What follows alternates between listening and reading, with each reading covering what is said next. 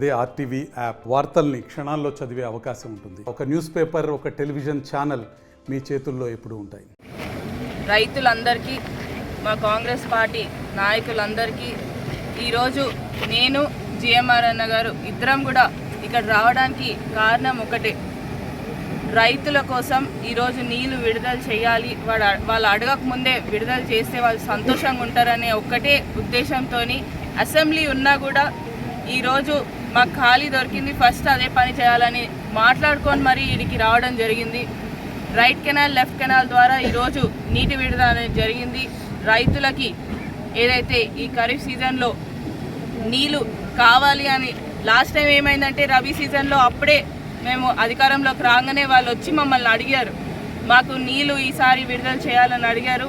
అప్పుడు సరే అని చెప్పి వచ్చాము. ఈసారి రైతులు మా దగ్గర రాకముందే మేమే రైతుల కోసమని ముందుకొచ్చి మరి ఈరోజు నీళ్ళు విడుదల చేయడం జరిగింది. ఇదే విధంగా రైతుల కోసం మొన్న జరిగిన రుణమాఫీ కానివ్వండి, 1,00,000 రూపాయల రుణమాఫీ ఇప్పటికే చాలామంది రైతుల అకౌంట్లో పడ్డాయి.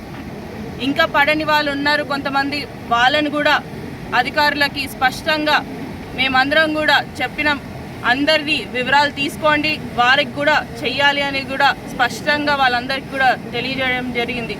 అదేవిధంగా 1,50,000 వరకు, 2 లక్షల వరకు ఆగస్టు వరకు పూర్తి చేస్తామని ఏదైతే మాట ఇచ్చారో మా ముఖ్యమంత్రి గారు రేవంత్ రెడ్డి గారు, అదేవిధంగా ముందుకెళ్తాం. తప్పకుండా రైతుల రుణమాఫీ చేసి తీరుతాం.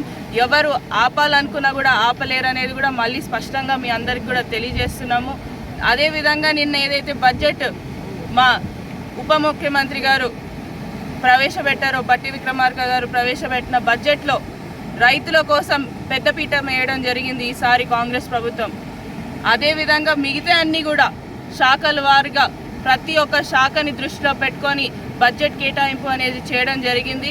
కాంగ్రెస్ ప్రభుత్వం ఏదైతే ప్రజల ప్రభుత్వం అని చెప్పుకుంటూ ఉన్నామో అదే విధంగా ముందుకెళ్తాం, ప్రజల కోసం పనిచేస్తాం, ప్రజల మంచి కోసం పనిచేస్తాం అనేది కూడా మీ అందరికీ కూడా తెలియజేస్తూ, రైతులందరికీ కూడా రుణమాఫీ అయిన రైతులందరికీ కూడా శుభాకాంక్షలు తెలుపుకుంటూ, మిగతా రైతులందరికీ కూడా త్వరలో రుణమాఫీ కాబోతున్న రైతులందరికీ కూడా శుభాకాంక్షలు.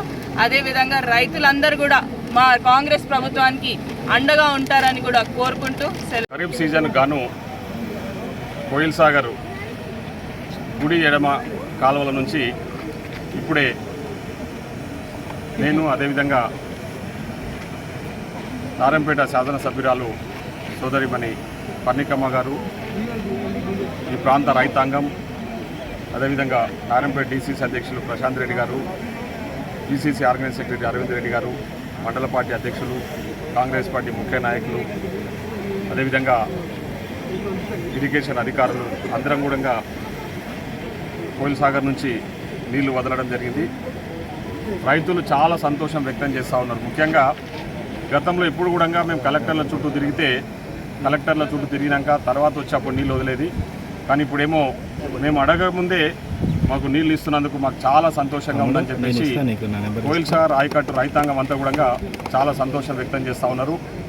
అంటేనే ఒకసారి ఆలోచన చేయండి, కాంగ్రెస్ పార్టీ అంటేనే, కాంగ్రెస్ ప్రభుత్వం అంటేనే రైతుల పక్షపాతి, రైతుల కోసం ఎప్పుడూ అండగా ఉండే పార్టీ కాంగ్రెస్ పార్టీ అని చెప్పేసి ఈ సందర్భంగా తెలియజేస్తాను. ఈరోజు మీకు అందరు కూడా ముఖ్యంగా నిన్న ప్రవేశపెట్టిన బడ్జెట్ గురించి కూడా రైతులకు అంటే వ్యవసాయానికి పెద్దపీట వేస్తూ మన గౌరవ ముఖ్యమంత్రి శ్రీ యనమల రేవంత్ రెడ్డి గారు తీసుకున్న నిర్ణయం పట్ల అందరూ కూడా యావత్ తెలంగాణ రైతాంగమే కాదు, యావత్ తెలంగాణ ప్రజలు కూడా హర్షం వ్యక్తం చేస్తూ ఉన్నారు. దాదాపు వ్యవసాయ రంగానికి 72,659 కోట్ల రూపాయలను బడ్జెట్లో కేటాయించడం అంటే రైతుల పట్ల కాంగ్రెస్ పార్టీ చూపిస్తున్న శ్రద్ధ ఇక్కడ అందరికీ కూడా అర్థమవుతా ఉంది.